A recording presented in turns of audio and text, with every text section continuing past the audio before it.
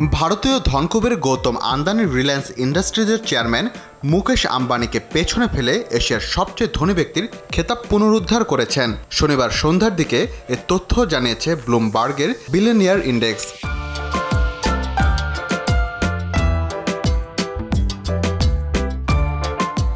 Large screen, dual stereo speaker এবং super fast charging এর সাথে এন্টারটেইনমেন্ট কিং নেক্সট জি N72।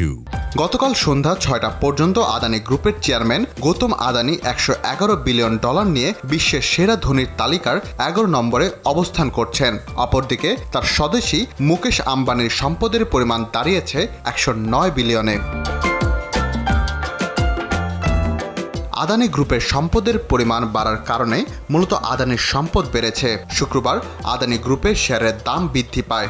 এদিন জেফারিস এক প্রতিবেদনে জানায় আদানি গ্রুপ নিজেদের পরিধি সম্প্রসারণের পরিকল্পনা করছে।